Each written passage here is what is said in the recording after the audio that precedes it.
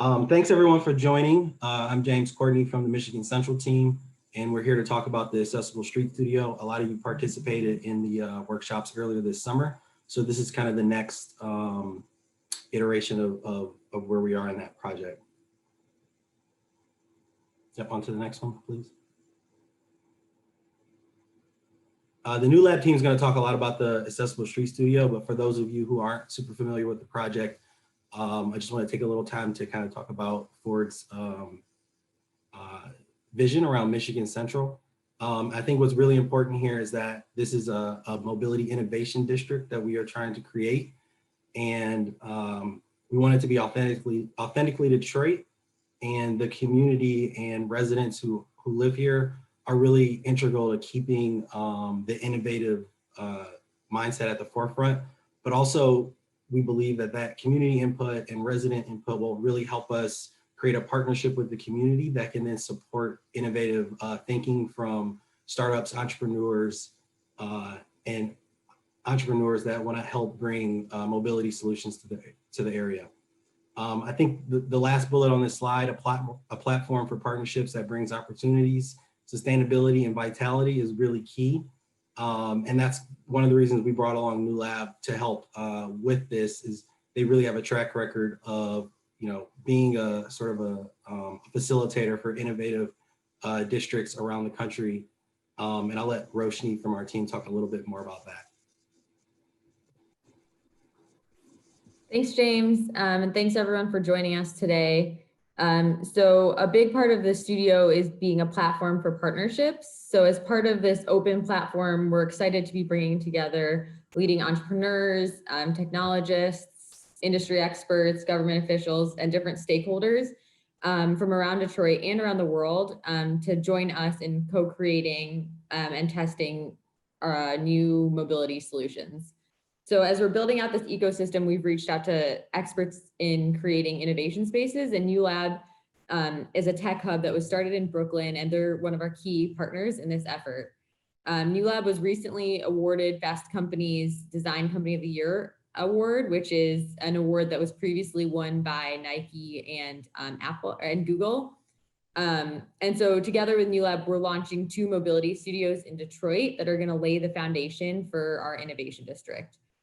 So today, as James mentioned, we'll be talking about the Accessible Street Studio and how through that studio, we're going to be bringing together different stakeholders and also link with existing Michigan incubators and resources in order to better connect communities in Detroit. So I'm going to pass it on to the Newlab team to walk you through some of the work that they've been doing.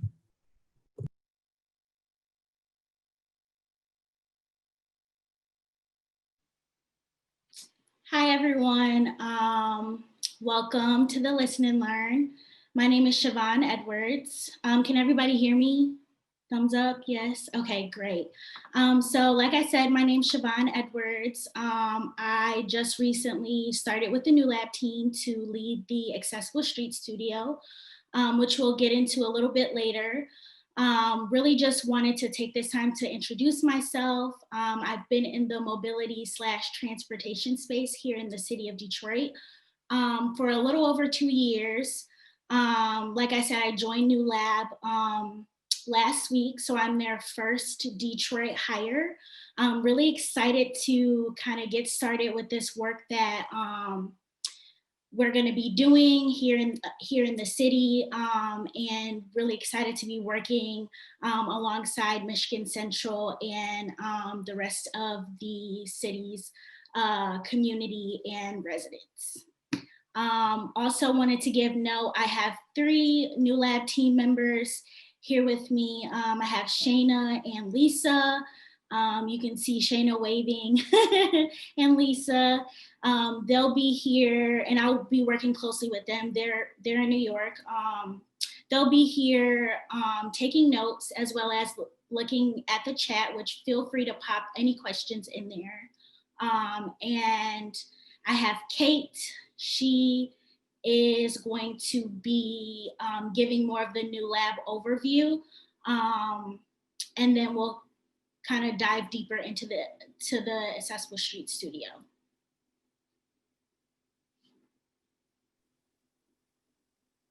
Great, Thank you so much to Michigan Central and Siobhan for getting us started. It's wonderful to meet everyone tonight. So as Siobhan mentioned, I'm Kate Tubik. I've been a program manager at Newlab for about 2 years now.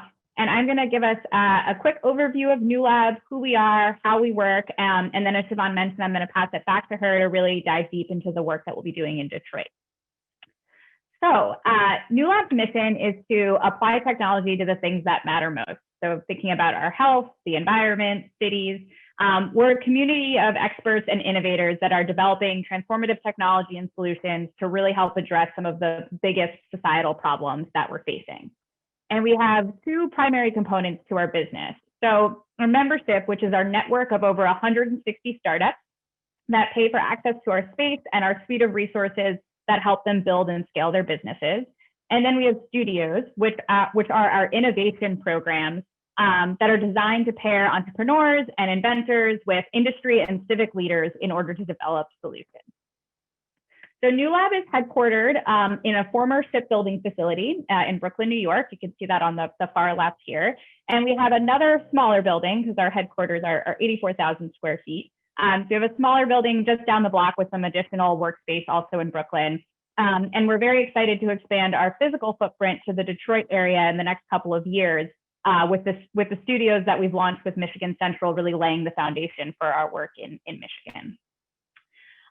So Siobhan is going to introduce the Accessible Streets Studio in Detroit in more detail.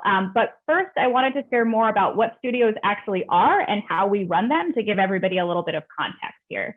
So through our studios, we collaborate with corporations and civic leaders to solve complex challenges by designing solutions in partnership with entrepreneurs and inventors in order to catalyze real impact.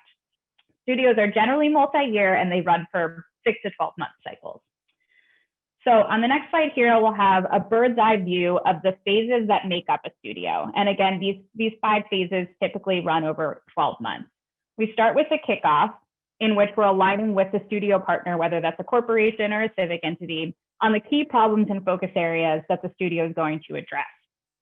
Then we move into the research phase, where we conduct generative research with a real human-centered approach in order to further define the problems and focus areas that the studio will aim to solve over the course of its process.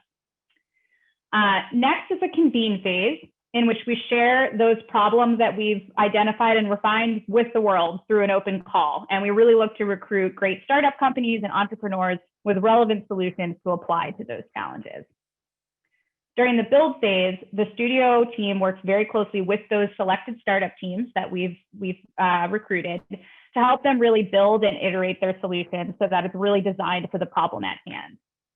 And finally, we help those startup teams pilot their technologies and products in real world environments, in urban areas, wherever we're working, to really gather user feedback and apply the findings to improve and iterate their solutions so that they can scale them and really have them make an impact on the problem at hand. So our studios fall into 2 main categories, corporate and civic. And since the Accessible Streets Studio that we're talking about today is a civic studio, we just want to show a few other examples of our civic work.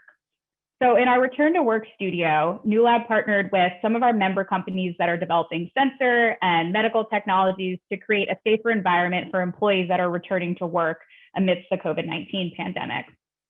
And then below that, we have a Beyond Place studio, which has a real global reach. This is a privately funded studio that brings together design teams led by refugees, urban planners, engineers, entrepreneurs, the nonprofit community in Uganda to build dignified housing and vibrant public spaces for refugees.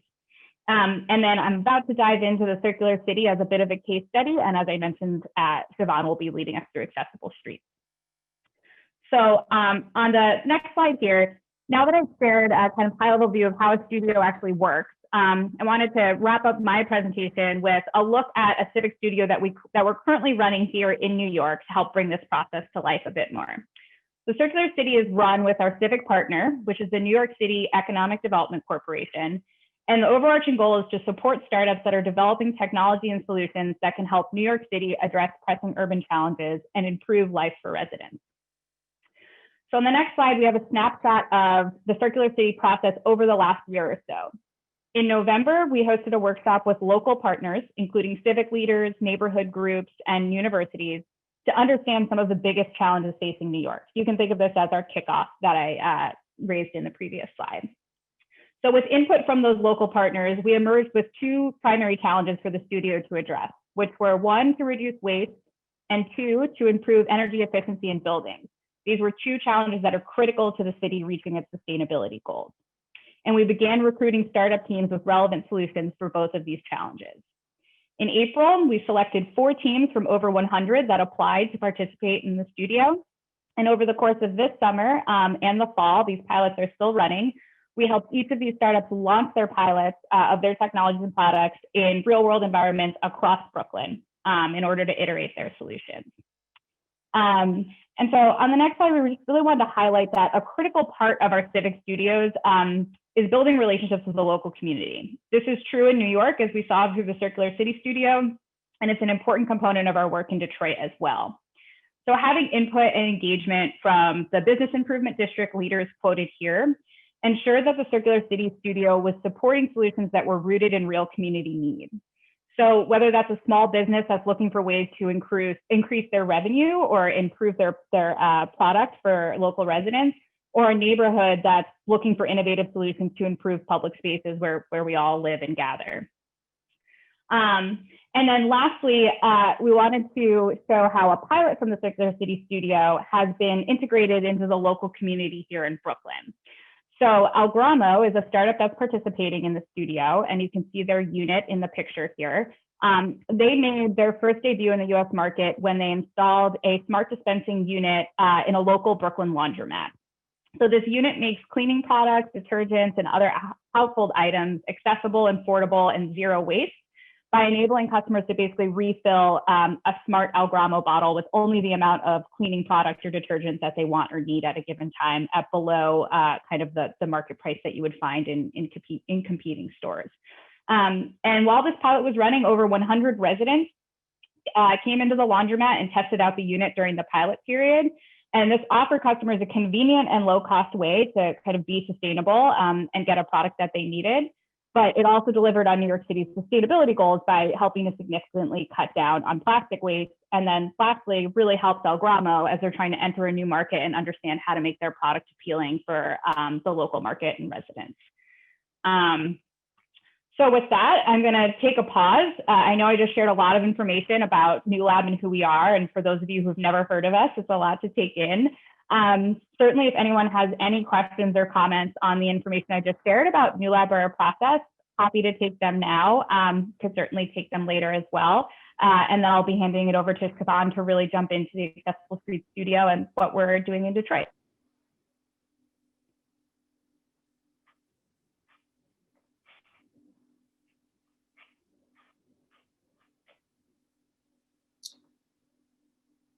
Okay, can everybody hear me? Yes? Yeah. Okay, awesome. Since there's no questions, I'll go right ahead and dive into the Accessible Streets Studio, which is going to be focused on connecting neighborhoods by solving mobility challenges, right? So Newlab is collaborating with Michigan Central, as we mentioned, to foster an ecosystem of startups, researchers, investors, and entrepreneurs in Detroit that are committed to helping solve mobility challenges in a way that benefits everyone. In collaboration, we've launched the Accessible Street Studio, which is a program that focuses on addressing immediate transportation issues in the neighborhoods around Michigan Central. So for example, Corktown, North Corktown, and Hubbard Richard. And really our goal is to deliver high impact projects to address community needs and apply emerging technology in a meaningful and impactful way. So here is a high level timeline of the studio. As you'll see, we just finished the kickoff phase, which included conversations with individuals and organizations, including the Michigan Economic Development Corporation, Planet M, the Michigan Department of Transportation, the Detroit Department of Transportation, Tech Town, and the Office of Mobility Innovation. And we had those conversations to better understand the great work and efforts already underway here in Detroit that are focused on addressing these transportation and mobility issues that we experience here in Detroit every day. So we look forward to leveraging the ongoing work and outcomes of these different initiatives and collaborating with these groups and stakeholders as we get our work underway with the Accessible Street Studio. So we're focused on the next 12 months, even though we hope the studio extends for years to come. So working with you. We've just started our work here in Detroit, again, as I mentioned, and we're really eager to share it with y'all and get y'all's feedback. So in order for this program to be successful, we need to make sure we hear from you and are focusing on critical things that matter to you. The solutions we will help to pilot through the studio will be professional offerings from companies, startups, etc. So we really want to make sure that these different teams and groups really understand Detroit and can work with all of us, as well as all of y'all, to develop solutions with lasting impact. So we'll be recruiting companies this winter and spring to evaluate their solutions, and you all can start seeing pilots next summer. And we will make sure we're sharing these updates about the process along the way. And there'll be built-in opportunities to get input from you all as the projects progress, which I'll show an example on the next slide. So this is an example of what the mobility diary study is. Some of you on the call have already started participating in them. Some of you have gotten emails from myself and or Lisa talking about this very thing here. So this is a near-term opportunity that we wanted to make sure the rest of y'all know about. We're seeking specifically Detroit residents who are interested in participating in this mobility diary study, which will be an activity that will help us understand what it's like to get around in Detroit.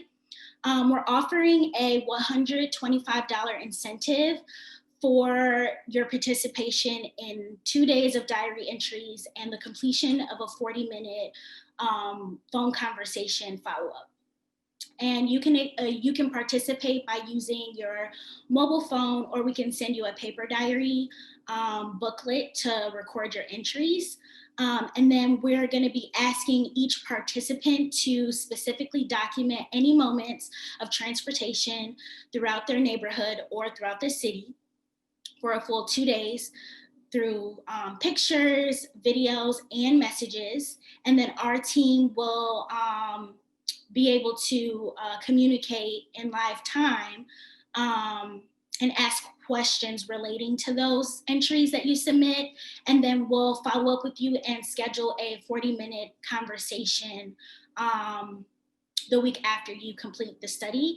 And my teammate Lisa will drop the diary study link in the chat for those of you that are interested. That way you can refer to it. You can kind of click on it now and it'll be in your browser. You'll also see additional information about it towards the end of the presentation. So before I move on to what we've learned so far in those different stakeholder and community conversations, want to make sure I take a pause to see if anyone has any questions, comments, concerns. I invite you to either post in the chat or unmute yourself and turn on your video to ask your question. Not a question, just a comment. I know we did receive a question from one of the folks in the room about recording. We are recording this meeting, so just so everyone's aware. Thanks, James.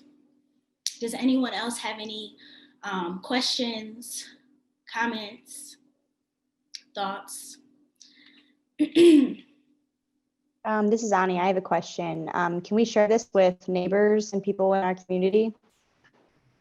Okay. thanks. Are you asking about the diary study in general? Yep. Or yes, definitely. Great, thanks. Anybody else before I move on? No? Okay, I'll move on. So far we have hosted 3 kickoff workshops with a broad representation of stakeholders. So we talked to community advocates and organizations in city and state level offices focused on mobility, transportation, and innovation and improvement. As you'll see on the slide here, you see the City of Detroit, the MEDC, Osborne Neighborhood Alliance, Projects and People, the People Mover, and MDOT. And the purpose of these workshops were to, number 1, introduce Newlab and describe our studio process. Number 2, work with local representatives to surface the high-level mobility needs and areas of focus within Detroit specifically. Number 3, be able to map out critical stakeholders in addition to the ones that we already have knowledge about. And then finally, define success metrics for the Accessible Streets Studio. So these are the 6 common themes that emerged from those workshop discussions. Again, there were 3 different specific workshop conversations, and we kind of coupled the common themes that emerged from those discussions. So number 1, there's a history of innovation getting it wrong. People respond to solutions that address real needs. Existing infrastructure and low density neighborhoods create unique challenges for Detroit. COVID-19 has exposed societal inequalities. Making solutions sustainable is a real challenge. And people not necessarily thinking about mobility. They're thinking about how to safely, reliably, and affordably get around Detroit as well. And then the known mobility challenges within the existing systems and newer initiatives we were able to gather from those conversations are people facing hurdles accessing public transportation. As we all know, it's very difficult and expensive to own and maintain a car in Detroit. Ride sharing is helpful, but it comes with costs and safety concerns. So whether that's getting a ride from a neighbor to get to work or a coworker to get back and forth to work, we know that sometimes, you're put in an uncomfortable situation possibly, and we know that that's not a sustainable way to get around. There is value in car sharing, but it's not prevalent, which is the Ubers and the Lyfts of the world. Shuttle services can be short-lived and limited, and micro-mobility, which, for example, is scooters, the bikes you can just rent and ride around in. It's not widespread across the city, and it lacks infrastructure to be everywhere in the city as well as be sustainable. So these are the 4 priority areas or focus areas that came from our conversations, and our focus now is to share these with the community and make sure that they accurately reflect what y'all are experiencing. So number 1, an easier first and last mile. So whether that's you kind of getting off the bus and you live a block or 2 away from the bus stop, how else are you going to be able to get from the bus stop to your house without walking, or especially when it's cold outside? So really trying to figure out a better way to have an easier first and last mile solution. Welcoming and safe streets. We know that our streets are built for cars. They're huge. They're super wide. It's really hard to cross. The crosswalk and the lights may not necessarily be on the same timing. Just very challenging, for example, to cross the street, whether you're a pedestrian, whether you're someone that's in a wheelchair or using a walker, or if you're blind, right? It's super challenging. So we're trying to figure out, how to fix that through one of these focus areas, welcoming and safe streets. Access to mobility information. So whether that's, hey, where can I get a bus schedule outside of going to the DDOT customer service space? What is a scooter? Where are the scooters located? What is bike sharing? Where can I find bike sharing places? And then finally, access to essential resources. We know that we have an issue with accessing food here in the city in terms of grocery stores, right? So how are we solving for that problem when it comes to us getting to the grocery stores, and also the grocery stores kind of coming to us, right?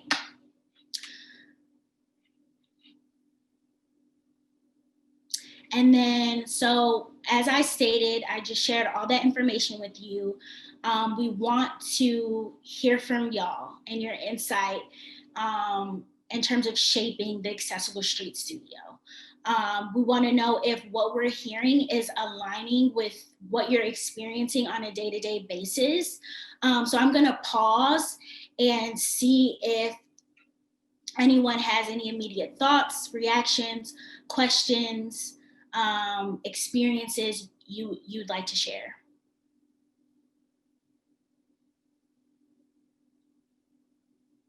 And I will put the focus areas back up here in case you all need them for reference. Is there anything in the chat? Feel free to pop it in the chat.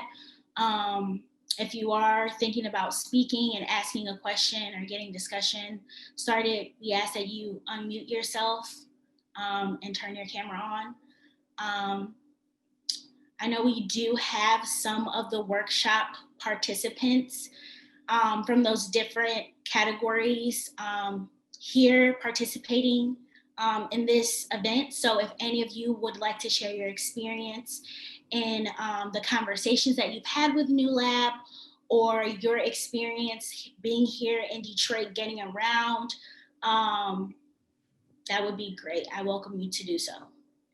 Hey, there was one question in the chat from Josh. Is the mobility study just about how you get around, or what if someone drives by really, really fast every day? Could that stuff be recorded? Josh, if you want to extrapolate, please do, but it sounds like you're talking about from a safety perspective. Yeah, I'm wondering what can go into the welcoming and safe streets priority area, because I get the part where you're talking about your commute. Maybe that's the, easier first and last mile. I'm really interested in what sort of information we could talk about from the welcoming side of things, because it's so how do you feel when you're out on whatever street, right? Yeah, things like that. Yeah, that's a great question. That would definitely fall into the welcoming and safe streets kind of focus area. And that's what we want to hear from y'all. So if people are just zooming through your neighborhood and street, we want to know that so we can help try to solve for that problem in collaboration with startups, companies, to see if they have some sort of product that we can help partner with that problem to come up with a solution for it. I don't know if any of my other Newlab teammates want to pop in and elaborate further or add anything that I may be missing, but that's a great question, Josh. Yeah, thanks everyone. Josh, I like your line of thinking. If I understood you correctly, you're also kind of wondering if that may be what the diary study is going to get at. So to take that question, the idea with the diary study is that you kind of let us into your world for 2 days. So that includes things like, I tried to catch the bus today and it didn't show up on time and I ended up walking to where I was going instead. And also could include observations like, on my walk home today, cars were speeding by on Michigan Avenue and it made me really uncomfortable, or I couldn't find a crosswalk to get across this big street. Anything like that would be totally great to hear from you. Kind of the purpose of the diary study is to get a really grounded picture of what it actually feels like to move around Detroit on a daily basis. And then you're just talking about it, I think just as you and Siobhan were saying, it definitely fits within this theme of welcoming and safe streets. So if you're comfortable, I might even ask you to elaborate a little bit on what that experience is like. Are you experiencing cars speeding by when you're a pedestrian, or are you on a bike or stationary, or sort of like how are you observing that today? What does that feel like? Yeah, like on some of the streets that don't have like signals for a while, and because the roads are really big, I feel like there's some speeding that happens in certain areas, and then there's always some crashes. So, maybe I was wondering because it's not always something that I am like, it's not really about my commute, but it's just kind of like just you seeing it happening around you. It feels like it's part of like the daily experience, you know? For sure. Yeah, I think that's a great point. This is, oh, sorry. Sorry, go ahead, Ani. This is Ani again. I want to kind of bring up what Josh just talked about. So I'm hearing a lot in my community meetings, whether they're on like the block level, neighborhood level, or district level, that people are constantly asking how to request speed bumps.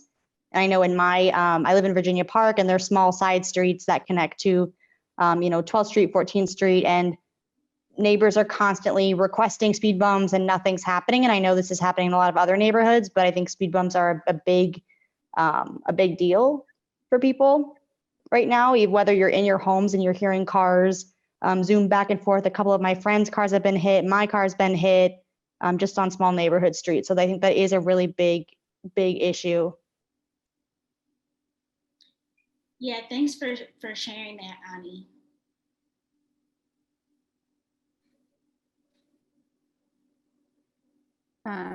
Ani, so it sounds like that's partially a topic where people are keen to get speed bumps installed and aren't necessarily sure where they might look to find those resources or to request that happen in their neighborhood. And then what people are observing right now is really that cars are a bit out of control, and that's resulting in, obviously, first and foremost, like, people can get hurt, but it sounds like there's even some car damage to parked cars and that kind of thing. Am I hearing you right? Yep. And there are a lot of older people, particularly in my block, but in my neighborhood, and also just thinking about transparency with when you do request from the city or from whoever, like what happens? Does it get reviewed? Because I know I've been putting, every few months I put in a request, and I've been doing this for a couple of years, and we've not got a speed bump.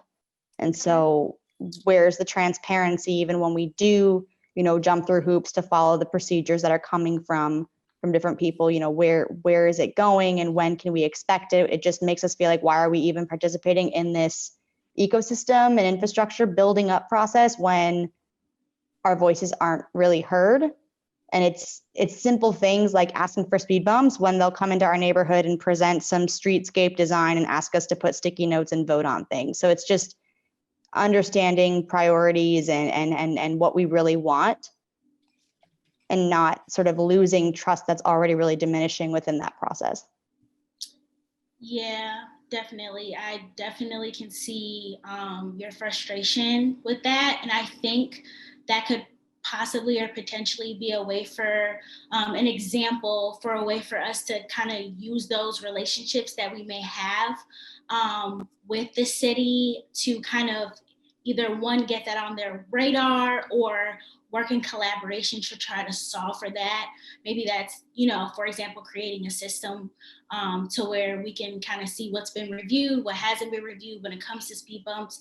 Maybe that's getting together with a startup that creates the speed bumps, and then we figure out how we place them, or a rating system for how we place them. So I definitely think that could be an example on how we are in this collaborative ecosystem and working together to try to solve for some of those challenges and problems that are facing residents every day.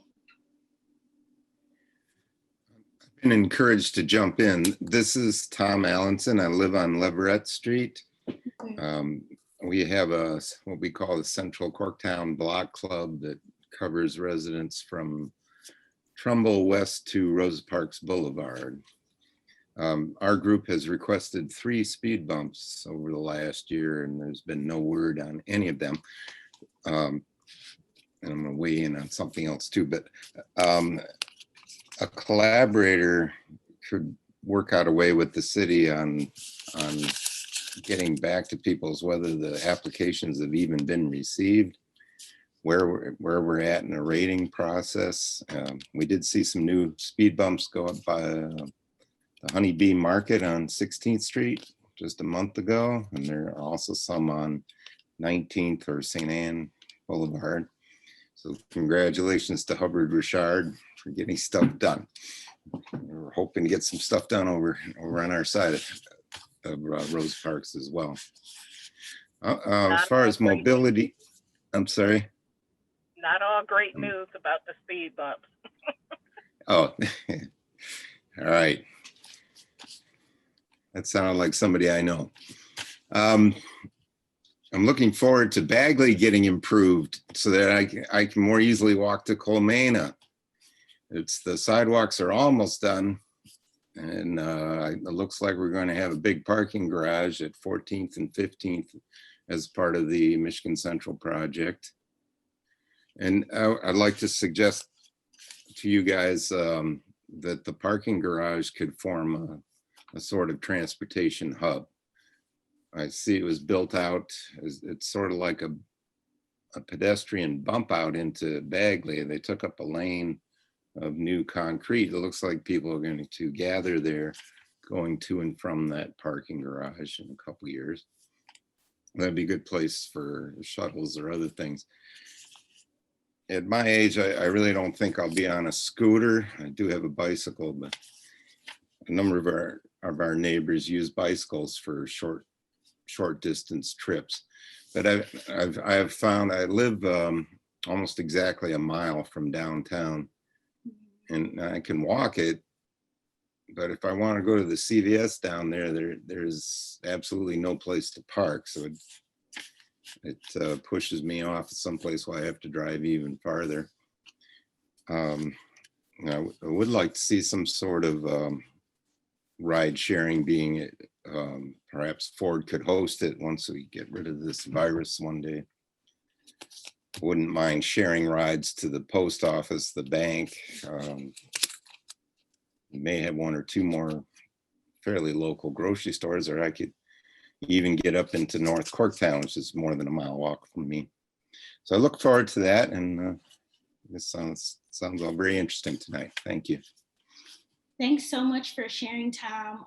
It's also like extremely exciting for me, and I'm sure other members on my team, to hear that you're, seeing other modes of transportation being used, for example, bicycles, but also that you're open to other ways to get around, because I heard you mention ride sharing.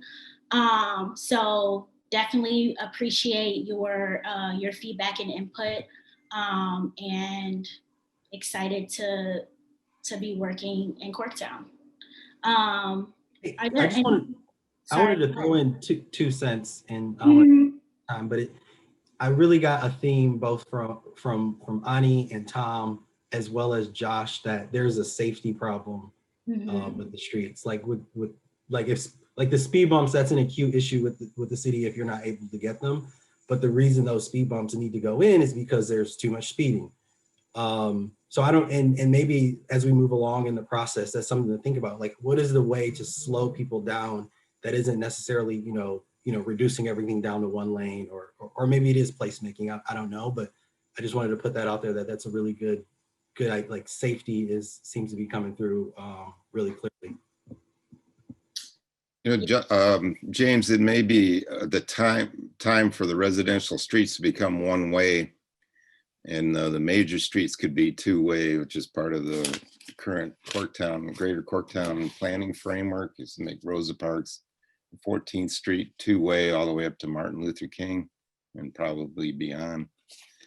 We carry the major traffic. We're going to see if these projects actually come through. Sometimes I wonder. Construction on both ends of the Leverett Construction of Bagley, 14th, 15th, Roosevelt Park, 900 new units on 14th Street north of Michigan, plus rebuilding Michigan Avenue itself. The reason people cut down our street is to avoid that light at Rosa Parks in Michigan and get to the other part of Michigan heading downtown.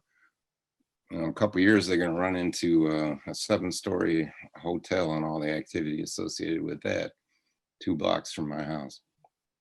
I was wondering if Ford and others are aware that that hotel project called the Godfrey Hotel is kind of at the end of Leverett where it runs into Michigan, 2 lots away from St. Peter's Church on Trumbull. It's supposed to be a 7-story hotel. They'll use surface parking on the adjoining lot on Leverett for a couple of years at least, but they're now planning some sort of multi-story parking garage. There weren't many details provided to us on a lot at Church and Trumbull. Yes, we are. It would take up a lot of good property just for parking, but Yeah, it actually might help the restaurants on Michigan. So you are aware. Thanks. There was another question about the Rosa Parks Transit Center.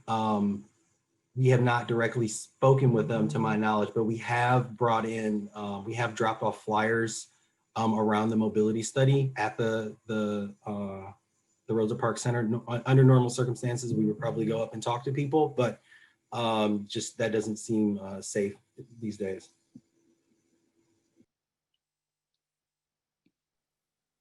Hi, this is Alina Johnson. I'm in Hubbard Richard. Can you hear me? Yes. Okay. Let me turn on the video, sorry. When I talked about the Rosa Parks Transit Center, that would be last mile. So from my standpoint, if I were to jump on a bus to get downtown, that's the last stop, and that kind of is the problem. So it'll be that, I guess, easier first and last mile focus area. As you said, it's unsafe, it's loud, it's not necessarily where you want to stop. You want to stop downtown. So that would be a last mile challenge, I think, that myself and other neighbors experience if we decide we want to go downtown. The other half of that challenge is the cost of parking. We all have cars. We're the Motor City, but the high cost of parking is itself a challenge as well. So just wanted to mention that. Thanks for sharing. I wanted to highlight something you said about getting downtown. Which bus route are you taking to get down there that stops at the transit center? So it doesn't matter what route it is. They all go to the transit center. That's just it. That is the last stop. So there is no stop downtown. That's the issue. The last stop is the transit center. So from the transit center, you would have to walk the 2 blocks up to Woodward. There's typically construction. It's dark streets. You know, it's just take me to the downtown area versus that transit center. That would be the issue. Yeah. Yeah, I do know all the buses go to the transit center. There are a couple other. I'm sorry? That's the last stop. That is the last stop. That's the last stop. Because then you would have to transfer to another bus to get you. And it doesn't make sense because downtown is like 2 blocks away. Yeah. Yeah. Okay, I hear you on that. And then you mentioned something around parking. Are you talking about specifically to get downtown? Yeah, any parking downtown is cost prohibitive. Okay. Okay.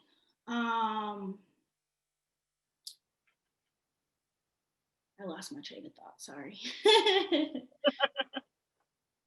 That's helpful. I think that definitely echoes some of what we've heard in terms of, it's a great example of that first last mile where, okay, you want to try public transit. It doesn't make sense to drive your own car, but then it's not really doing the job of getting you right to where you need to go. And then maybe you're experiencing something that feels at the least uncomfortable, but at even worse, kind of unsafe conditions too.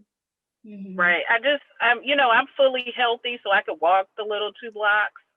Is not an issue for me. I'm a native Detroiter. I have no issues walking wherever I need to go. But, I just feel like those with mobility issues or just anyone that would have a different experience from being dropped off at the transit center, because it's its own challenge. They do typically have a police car out there. Mhm. I mean, it's just, I think you have to see it to know what I'm talking about.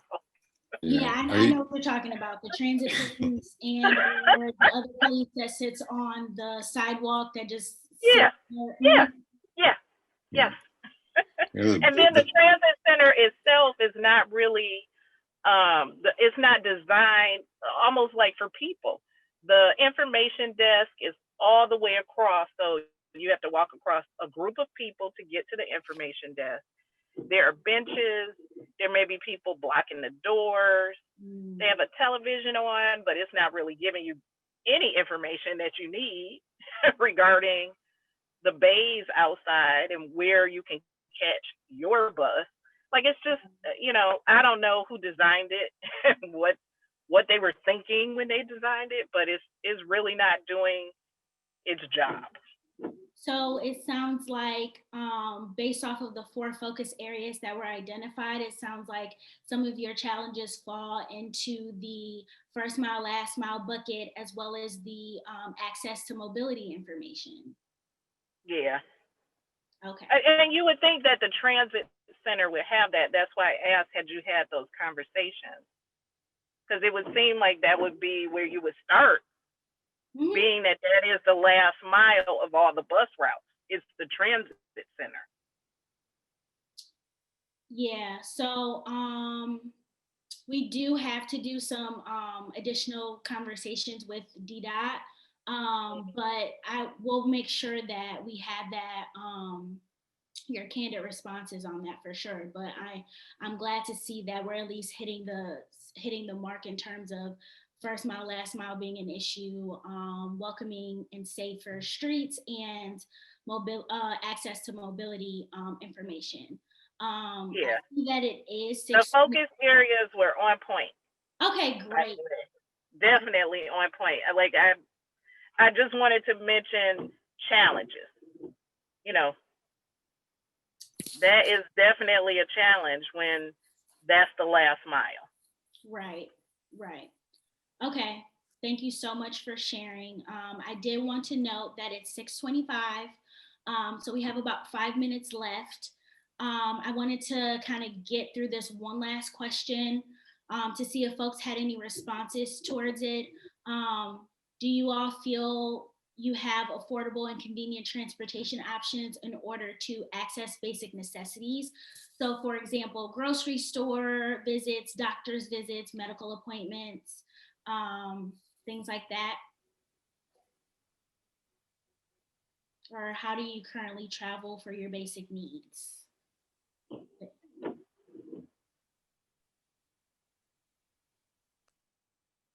If anyone wanted to touch on that.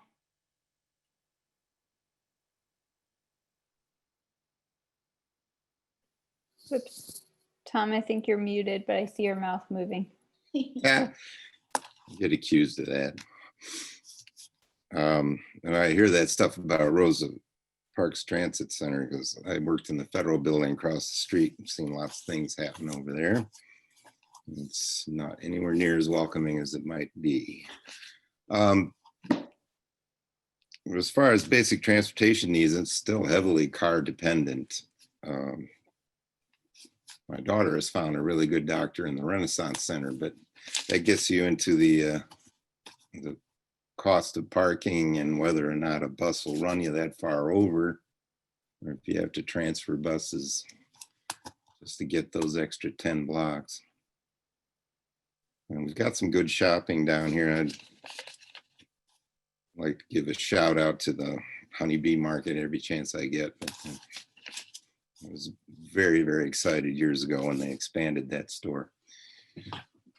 That's a great community service.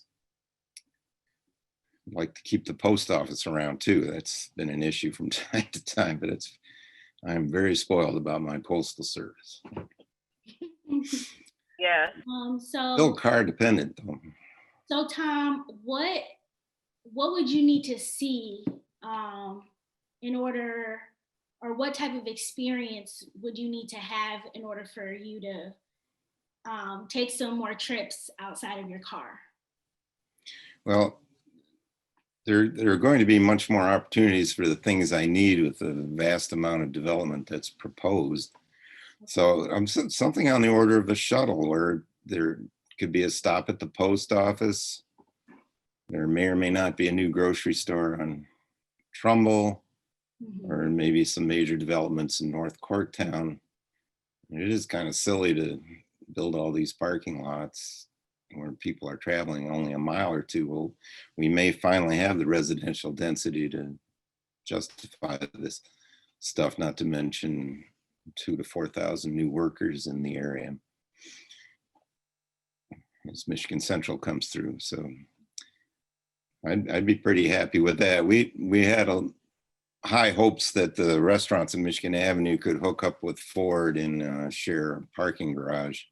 The original one was scheduled for the I-75 service drive at Trumbull, which should, if nothing else, would be a short walk to many of the businesses on Michigan Avenue. May not require a shuttle for people.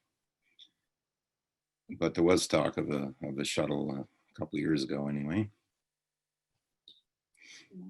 Okay, so I'm hearing that ride sharing basically is going to be the thing that will get you out of your car a little bit more. Sounds like the other I'm with side Elaine. of that. I'm good for 2 years, 2 miles. That's about it.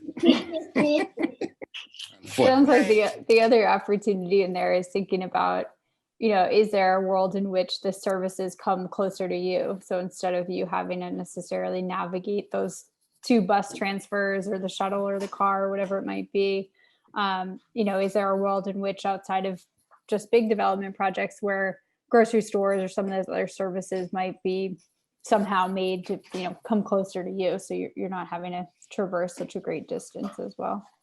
Yeah. You mean like delivery? Yeah, it could be delivery, or something that we've seen, at least during COVID, especially here in New York, is like different services functioning in kind of a pop-up manner. So everything from, rapid testing kind of going to a neighborhood, as opposed to the burden being on people to get on mass transit to get to a health center or something like that. So just an idea, but that kind of thinking.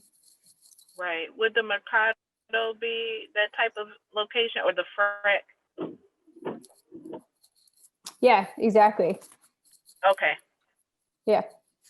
Because I believe what Tom said is exactly right. A shuttle to basic services would be, I think that would be readily adopted, personally.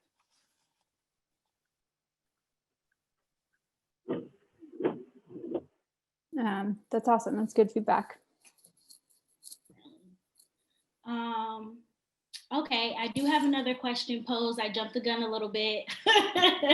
We're actually ending at 6:45, not 6:30.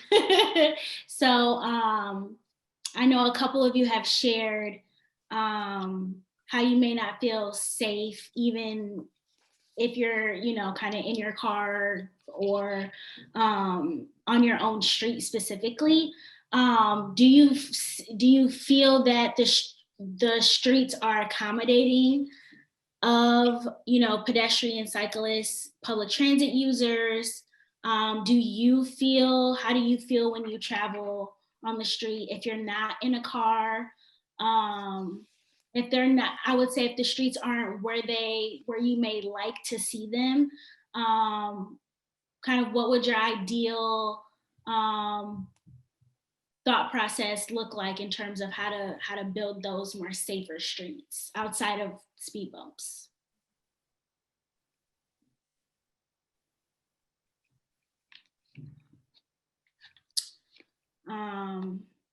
And specifically, I would like to hear from Ani on this, if she is still on the call, because I think her perspective around accessibility is something that we have to kind of work towards more intentionally and better, I think. So I don't know if Ani, you want to take a stab at this? Sure, this is Ani. I recognize I tend to take up quite a bit of space in these conversations, so I wasn't gonna jump in, but I will from your call out.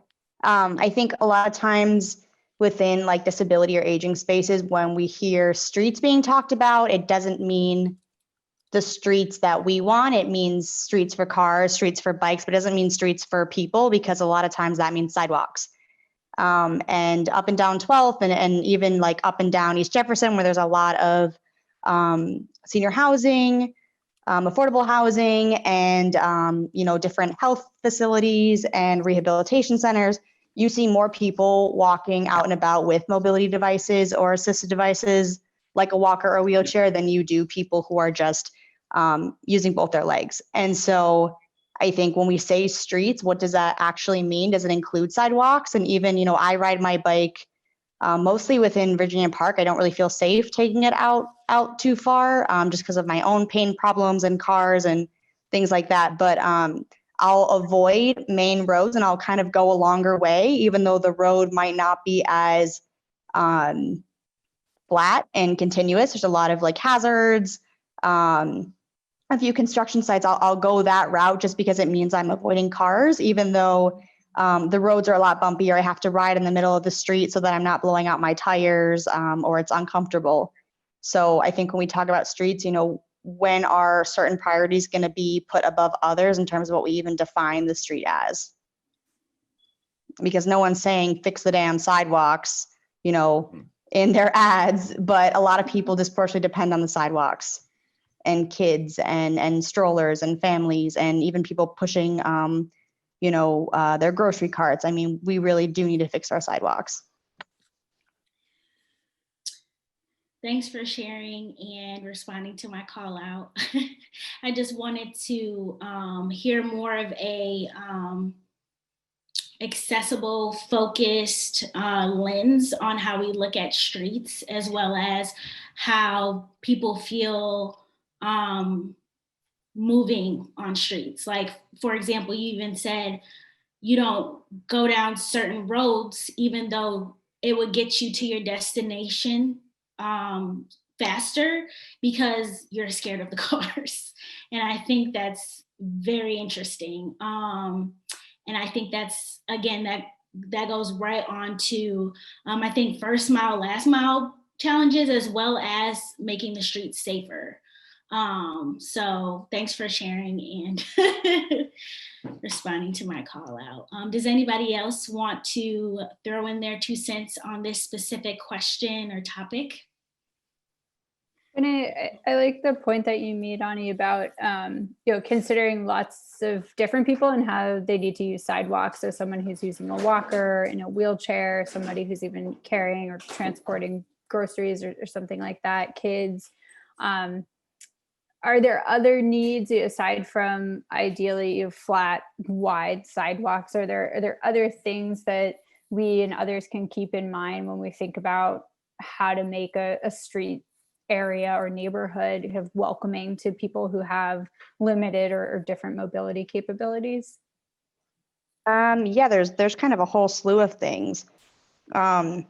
I think depending on what people's disabilities are, because they're everything from like chronic pain and illness, which is something that I manage, to like using a walker or a wheelchair or being blind or deaf and hard of hearing. So I think a lot of people really wish that there are more, and I've noticed this more in New York and less here, but like audible cues where they tell you, it's time to walk. So just taking into consideration how people use different senses, like multisensory experiences in what they need, but in a way that is universal and not individualizing access for that person, if that makes sense.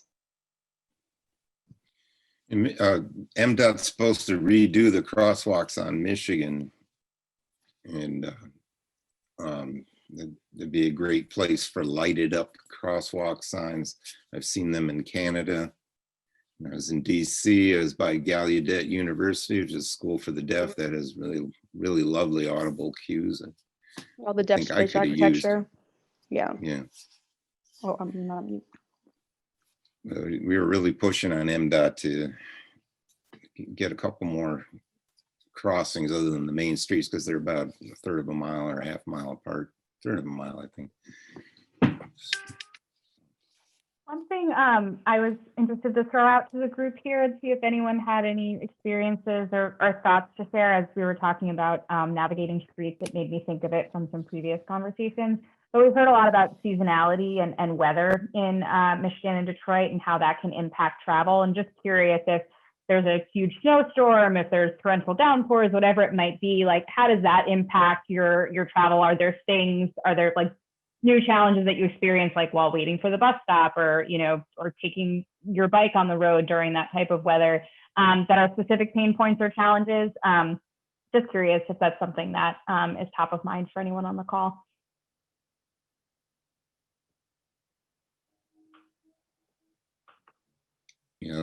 Snow is a problem for sure. The side streets don't get plowed. And when they do get plowed, they plow our cars in, shoving the snow onto them.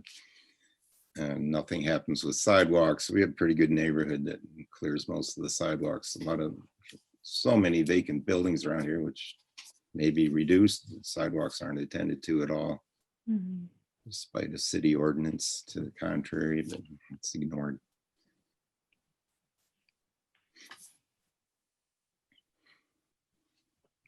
Great, thanks. Oh, I saw somebody come off mute. Did anyone else have anything to add to that? Okay. Okay, so definitely, oh, I'm sorry, I'm clicking all through this presentation. I forgot that I was sharing. Definitely wanted to kind of close on the opportunity for anyone else to add in any additional thoughts, comments, questions. For the Newlab team, for the Michigan Central team, does anyone else have any additional words that they would like to share before we kind of close up here? Yeah, this is James, I can hop in. One, thank you everyone for joining and providing your feedback. I think it's really important that, and I know sometimes these conversations, especially over Zoom, can be difficult because it's like we're talking about things like this is very day to day, like how I get around, but I think the conversation has to be had in order for us to really understand what people's challenges are when it comes to traveling. So thank you so much. We really appreciate it. And I think we have a number of next steps that Siobhan can take us to, but I just like to urge everyone to, if you can, participate in the mobility diary study, but also share this with your neighbors, share the conversation that we've had, because, it's difficult to get to those folks and share this with them. And we really want to hear from more people around how they get around Detroit, how they get around Corktown. So thanks, and please do share this session out and share the links. Thanks, James. Wanted to echo his sentiments in terms of thank you so much for participating and feeling comfortable and safe in this space to share your experiences, your challenges, and things that we need to know in order to kind of get our studio where we need it to be for all of us collectively. So definitely appreciate that. Wanted to share this, how to get involved with the Accessible Streets Studio with y'all. So just like James said, please share the mobility diary study application. The link is here, but it's also in the chat. Lisa, I don't know if you want to pop that in there one last time amidst all of the other questions and whatnot going on in that chat. But please share the mobility diary study as well as the information that you learned about us today. We'll continue to be interacting with y'all throughout this whole time, but want to make sure we kind of get that initial touch point out there. You can also stay involved through Facebook. So check out the Michigan Central Facebook group for updates and additional studio announcements. And the URL is there. And we can make sure it gets in the chat as too. And then you all can, at any time, reach out with any questions, comments, or ideas by sending us an email at the accessiblestreets@newlab.com email address. So again, just wanted to thank y'all so much. You have the email to get in contact with us. Additionally, if what you need to say or however way you want to contact us is not relative to Facebook or through the mobility diary study, and myself and Lisa and or Kate will be kind of monitoring those emails and responding accordingly. But yeah, just wanted to say thank you so much on behalf of Newlab, and I will leave it to Michigan Central to officially close us all out.